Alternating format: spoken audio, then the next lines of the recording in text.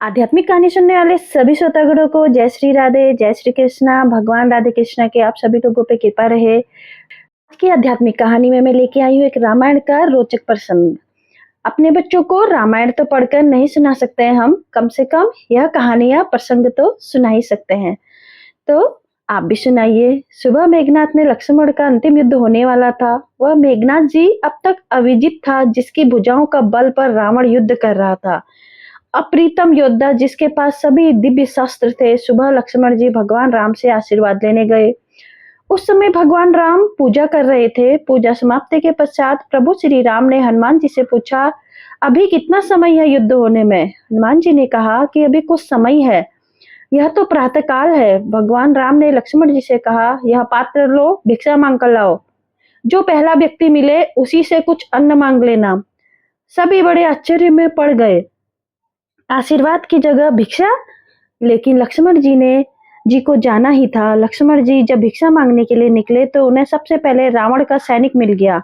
आज्ञा अनुसार मांगना ही था। यदि भगवान की आज्ञा न होती तो सैनिक को लक्ष्मण जी वहीं मार देते, परंतु वे उससे भिक्षा मांगते हैं।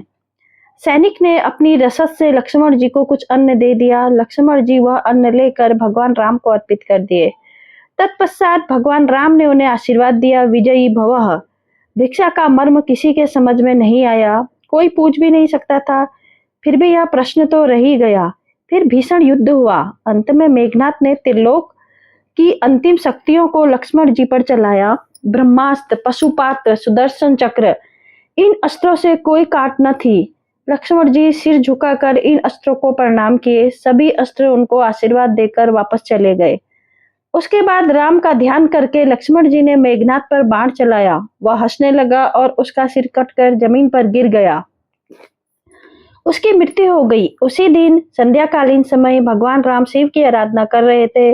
वह प्रश्न तो अब तक रह ही गया था। हनुमान जी ने पूछ लिया, प्रभु वह भिक्षा का मर्म क्या है?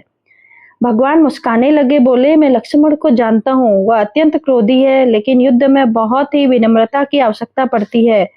विजयी तो वही होता है जो विनम्र हो। मैं जानता था मेघनाथ ब्रह्मांड की चिंता नहीं करेगा, वह युद्ध जीतने के लिए दिव्य शास्त्रों का प्रयोग करेगा। इन अमोघ शक्तियों के सामने विनम्रता ही काम कर सकती थी, इसलिए मैंने लक्ष्मण को सुबह झुकना बताया। एक वीर शक्तिशाली व्यक्ति जब भिक्षा मांगेगा तो विनम्रता स्वयं प्रवाहित होगी। लक्ष्मण ने मेरे नाम से बाण छोड़ा था। यदि मेघनाथ उस बाण के सामने विनम्रता दिखाता तो मैं भी उसे क्षमा कर देता। भगवान श्री रामचंद्र के एक महान राजा के साथ अदिति सेनापति भी थे। युद्ध काल में विनम्रता शक्ति संचय का भी मार्ग है। वीर पुरुष को शोभा ही देता है। इसलिए किसी भी बड़े युद्ध में विजय प्राप्ति के लिए विनम्रता और धैर्य की आवश्यकता होना अत्यंत आवश्यक है। रामचरितमानस में गोस्वामी तुलसीदास जी ने भी लिखा है, धीरज धर्म मिन्न अरु नारी, आपत काल परखहि चारी। जय सिया राम, जय जय हनुमान।